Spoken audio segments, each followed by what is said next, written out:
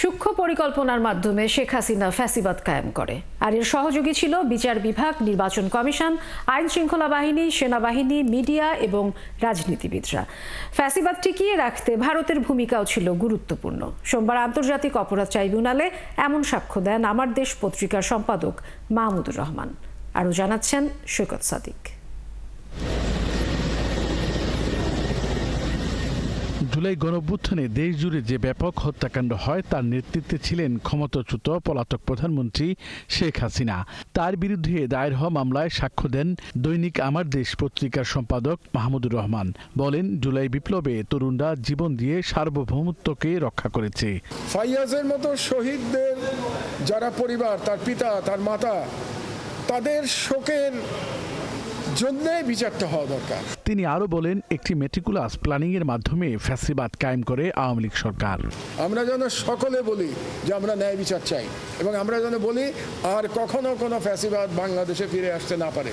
জবানবন্দিতে আরো বলেন, 2008 সালে শেখ হাসিনা ক্ষমতায় আসার 2 মাসের মাথায় বিডিআর হত্যাকাণ্ডের মধ্য দিয়ে সেনাবাহিনীর মনোবল ভেঙে দেওয়া হয়। বিডিআর হত্যাকাণ্ডের ষড়যন্ত্রে শেখ ফজলে নূর তাপসের নাম উল্লেখ করেন এই সাক্ষী। সেই মিটিংয়ে নির্ধারিত হয়ে গেছে। আর ভারত কিভাবে শেখ হাসিনাকে অন্যায়ভাবে সহযোগিতা করে ট্রাইব্যুনালে তারও ফিরিস্তি দেন মাহমুদুর রহমান। শেখ হাসিনাকে ক্ষমতায় আনার বিনিময়ে জেনারেল মঈন তার চাকরি রক্ষা করবেন, তার সম্পদ রক্ষা করবেন, এবং তিনি নিরাপদে দেশ ছেড়ে চলে যেতে পারবেন, সেফ এক্সিট পাবেন।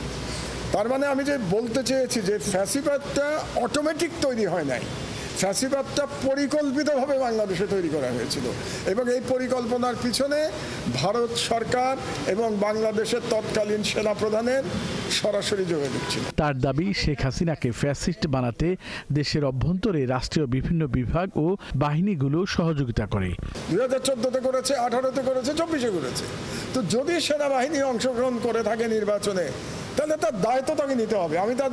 আমি বলেছি তাদের নৈতিক দায় নিতে হবে।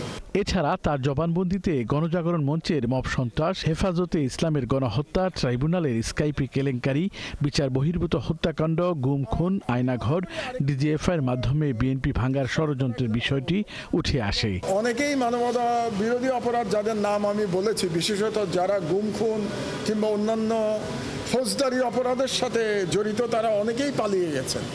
এই পালিয়ে যাওয়াটা আমাদের জন্য দুঃখের। প্রসিকিউশন জানিয়েছে, শিগগিরই শেখ হাসিনার বিরুদ্ধে সাক্ষ্য গ্রহণ শেষ হবে।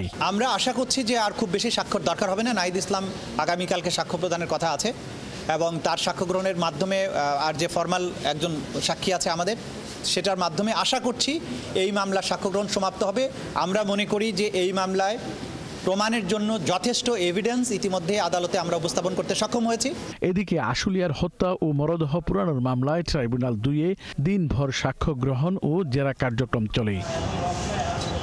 সৈকত সাদিক, 71, ঢাকা।